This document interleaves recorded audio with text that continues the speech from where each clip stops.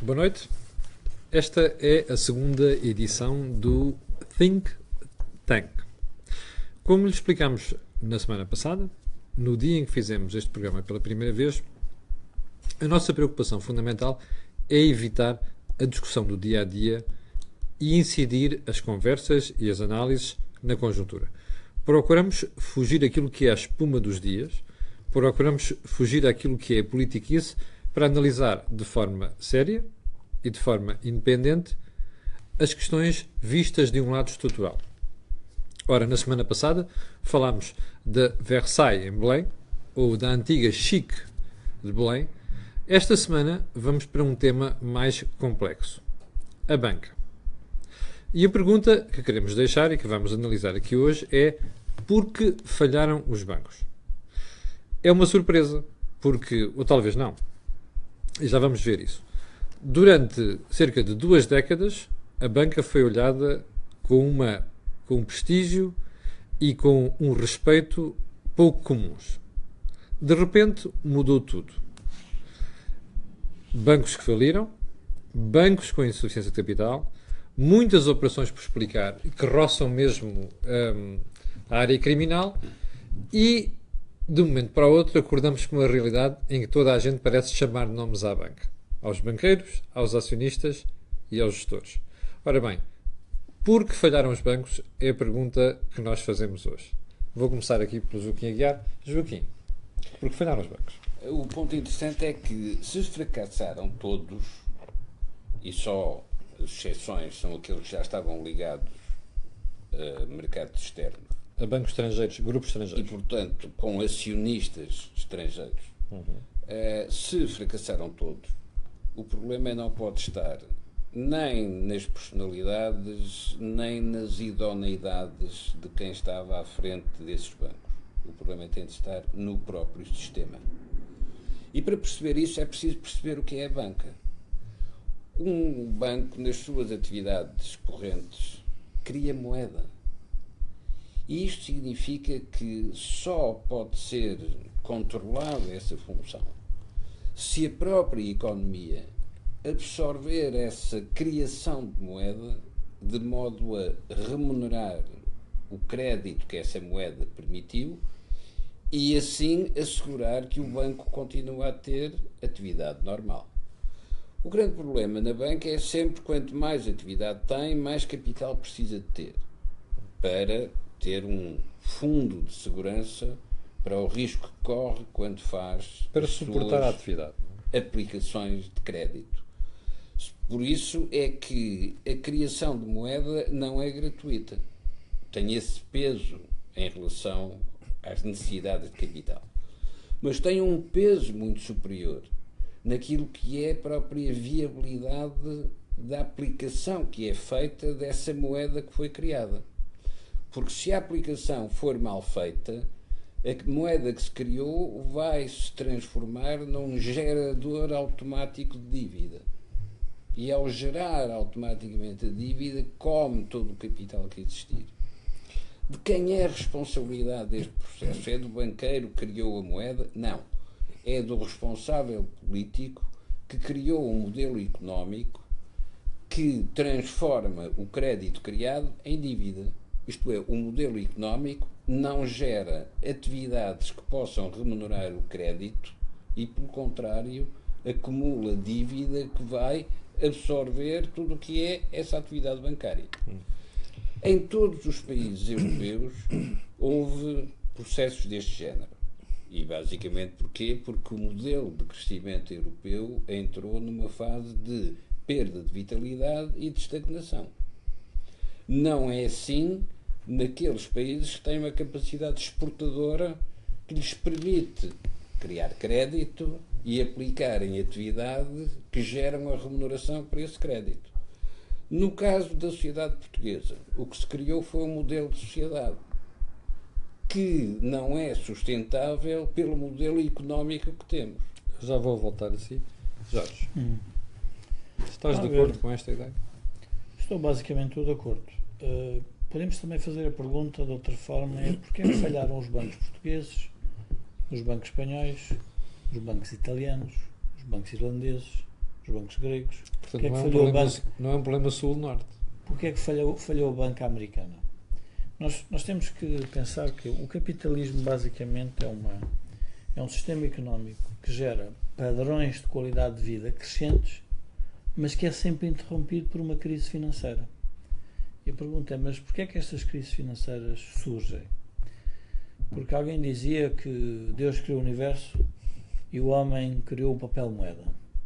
E o papel moeda, no fundo, a emissão de moeda que o Joaquim fala, tem implicações, porque é um sistema baseado na confiança. E portanto, nós podemos olhar para este exercício coletivo de avaliação do sistema bancário na lógica que podemos avaliar uma peça de teatro.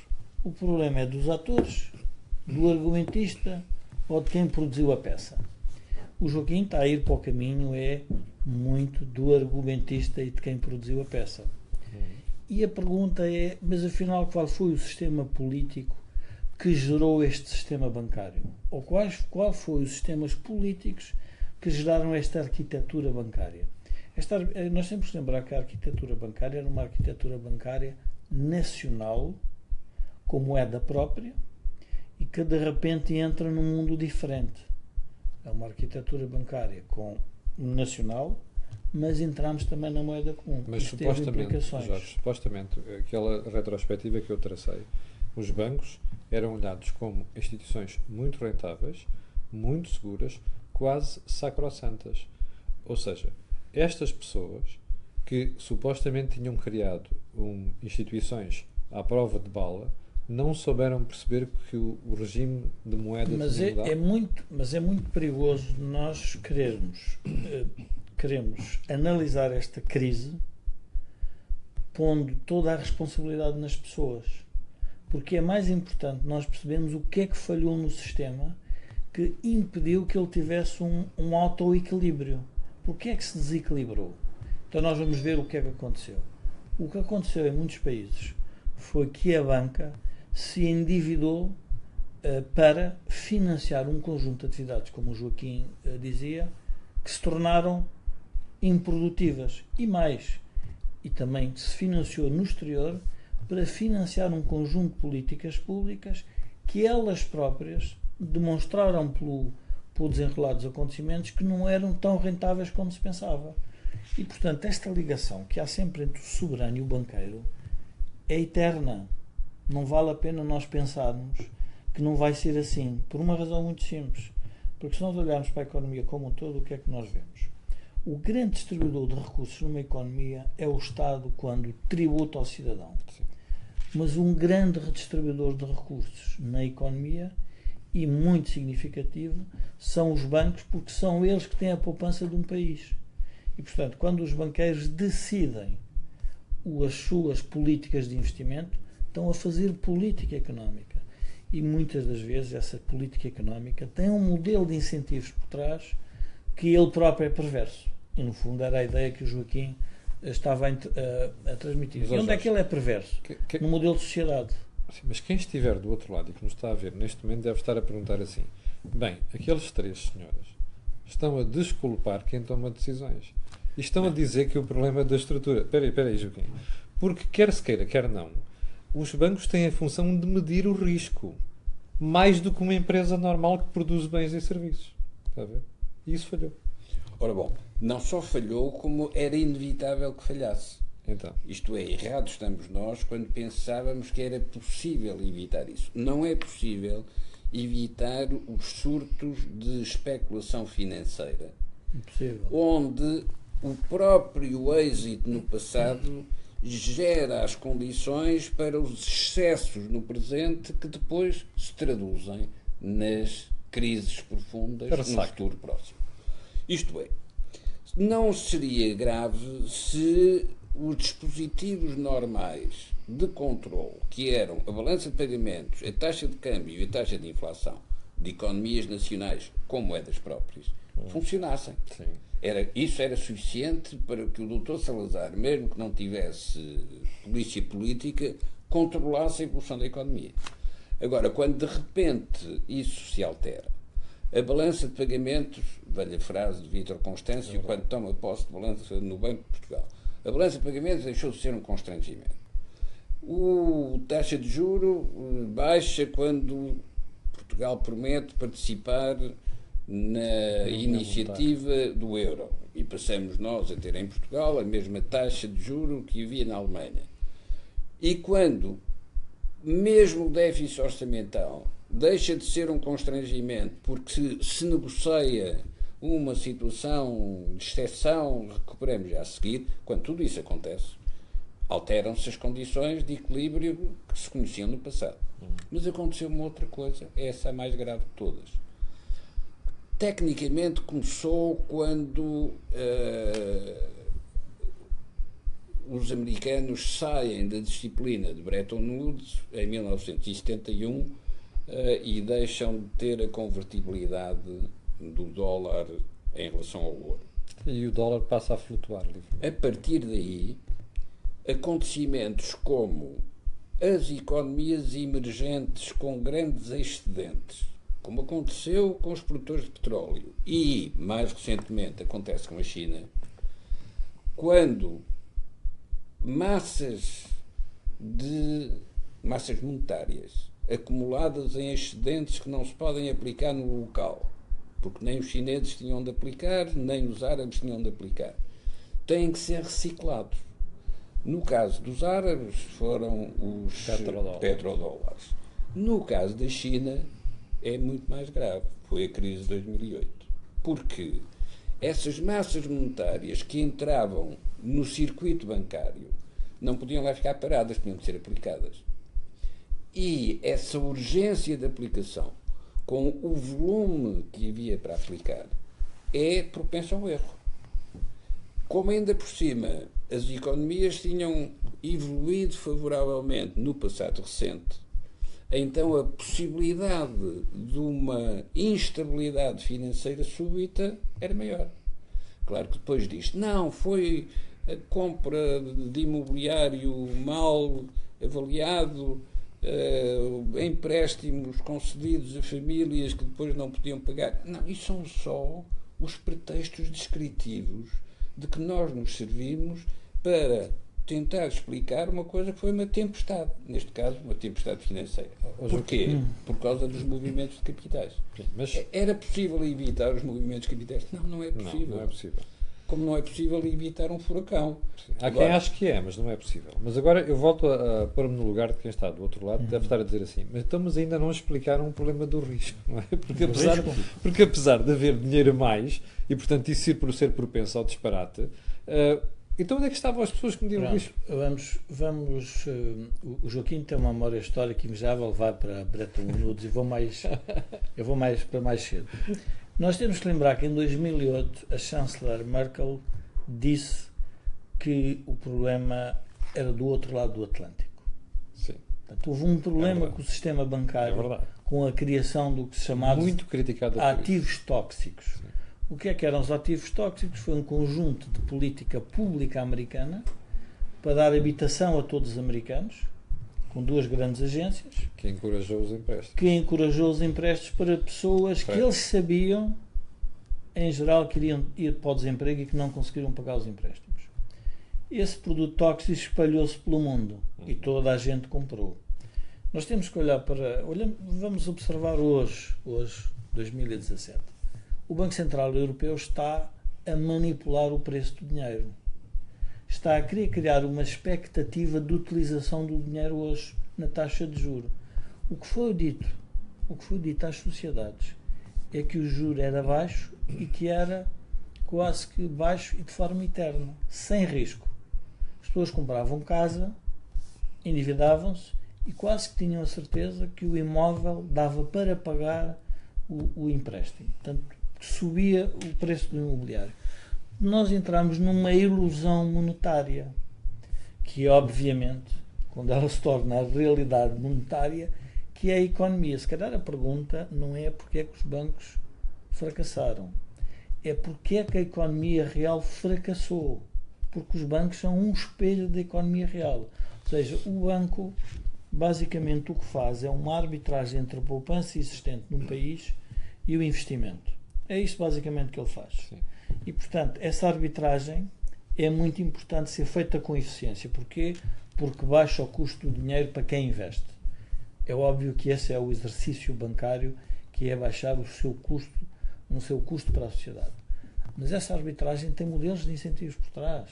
É preciso dizer, bom, mas nós precisamos construir autoestradas, nós precisamos construir hospitais, nós precisamos dar habitação para toda a gente, nós precisamos que as pessoas tenham um bem-estar adicional. E a banca foi responder desses modelos de incentivos, que apareciam via taxas se quisermos, taxas de imposto mais baixo para isto, para aquilo, para aquilo outro. Havia incentivos comunitários. Nós também temos que nos lembrar o papel que a Europa teve nos países do Sul para os países do Sul se endividarem, que era, no fundo, a coesão que deveríamos ter. E o que era a coesão? Era uma coesão infraestrutural. Portanto, há aqui uma responsabilidade. A pergunta é, e eu penso que tu estás a querer responder, no fundo, às pessoas, mas temos que encontrar um culpado. Esse é o grande desafio. Eu julgo que quem está a ver deve estar a dizer assim, a minha preocupação não é saber se meto 3 ou 4 pessoas na cadeia. A questão é, se eu perceber qual foi o problema, eu consigo evitá-lo. Pronto. E eu neste momento não vejo a forma de evitar. E o que está a fazer com evitar, primeiro, a história do capitalismo revela que há sempre crises financeiras, porque são expectativas sobre risco. É da natureza humana. Os políticos querem dizer às sociedades que não há risco, que está tudo salvaguardado. Ora, isso eu acho que é o maior embuste. Mas deixa-me só pegar uma coisa, antes do Joaquim falar. Deixa-me só pegar num aspecto que vocês os dois diziam no início, que isto era um problema do sistema dentro dos quais os bancos estão integrados. Mas reparem, a França, que não tem um sistema muito diferente do nosso, não teve problemas com bancos. Isto teve 1 ou 2. Quer dizer, a Inglaterra, que é uma economia mais aberta, teve problemas. A Irlanda, que é uma economia super aberta, teve problemas. Os países do Sul tiveram problemas, mas aquele país ali, curiosamente, que nem é tão aberto como a Alemanha, nem com tanto sucesso como a Alemanha, não teve problemas com bancos. Também, a Suíça também não. Teve. Não, teve uma... O BS, o problema inverso, uma Suíça.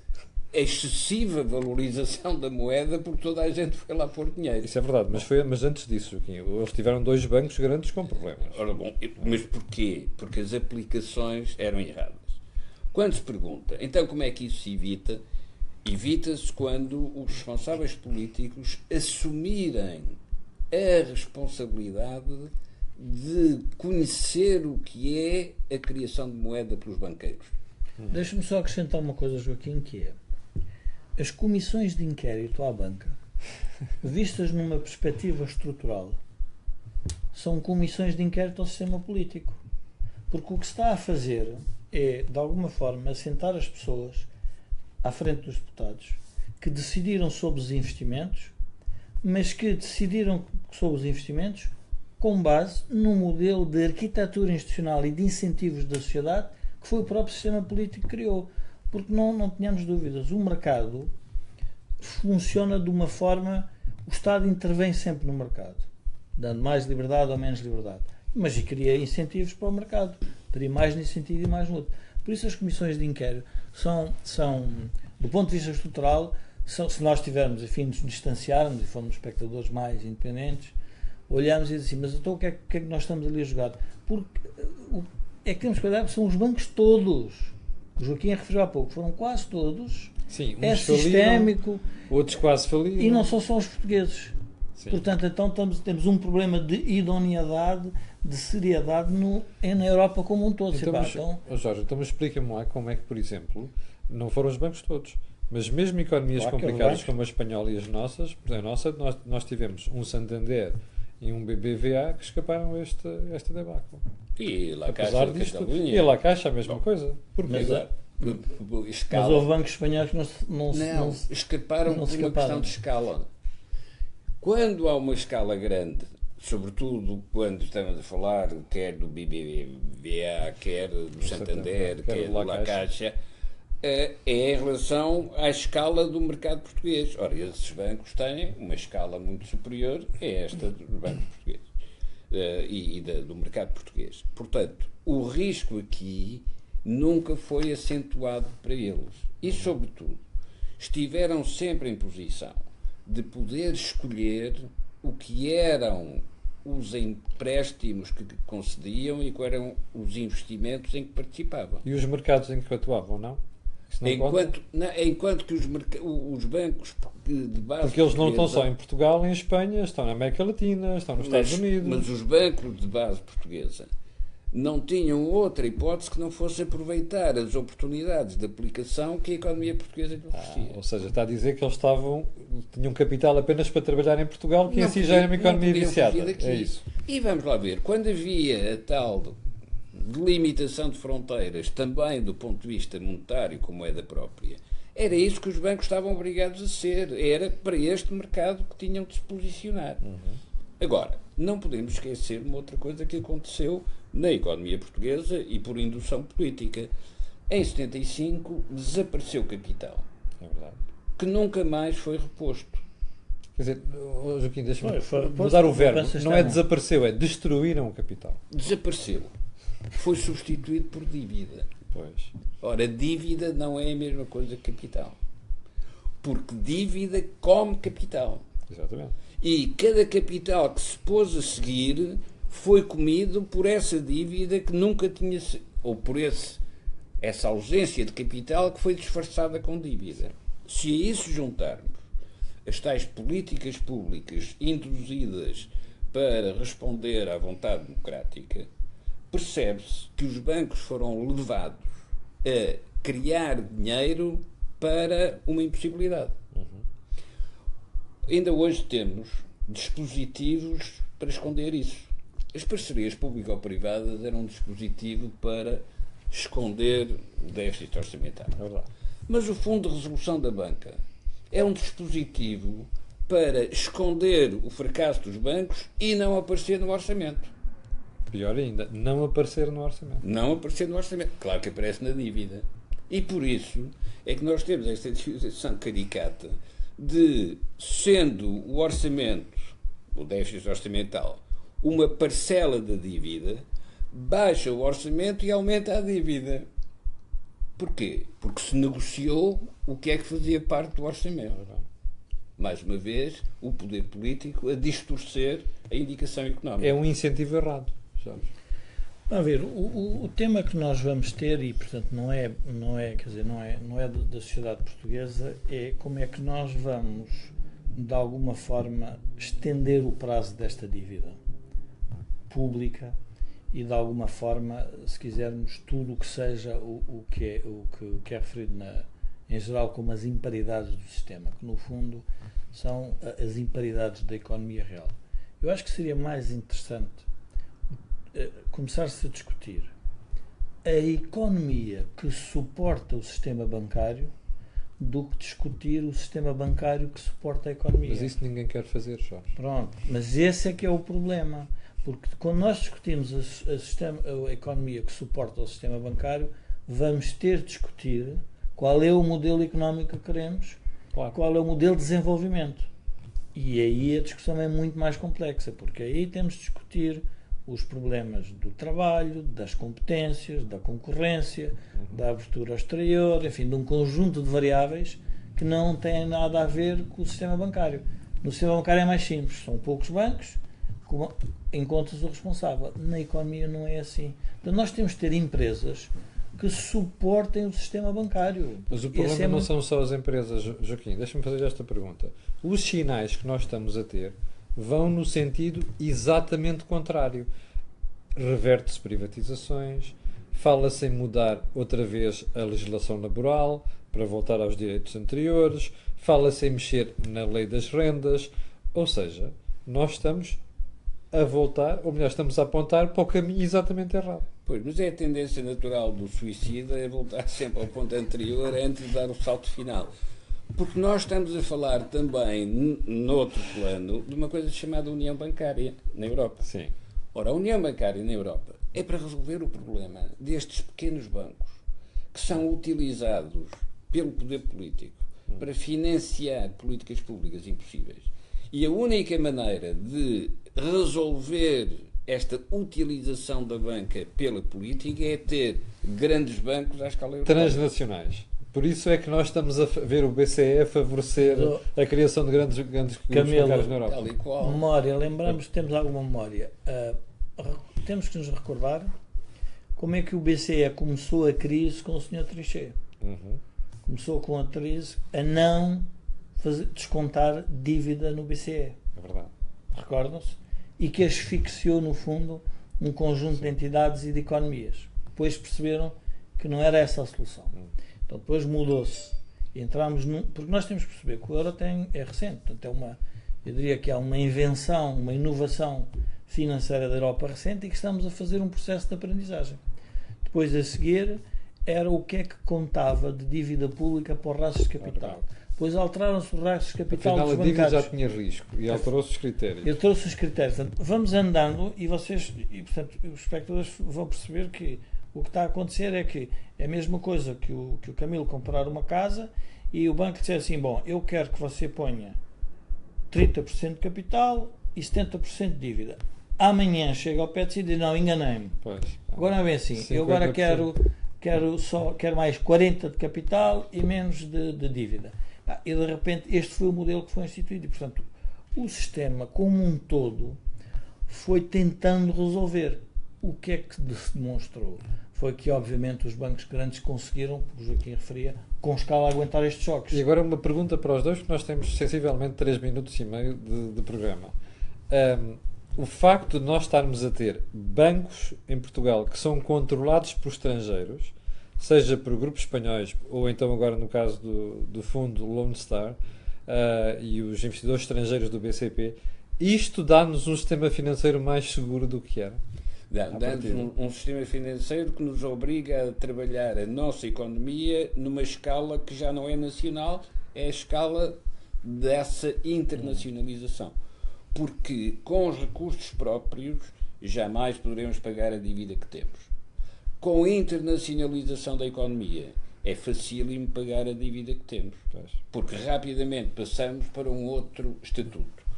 Disto nesta altura, bom, mas a democracia vai ser definida na escala europeia, porque vai ser aquilo que corresponde à política de desenvolvimento que vai ser necessária à escala europeia. Exatamente.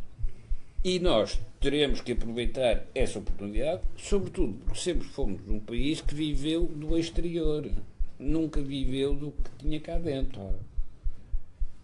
Voltamos a essa oportunidade. Vai haver tempo para isso. O mundo está a mudar muito rapidamente.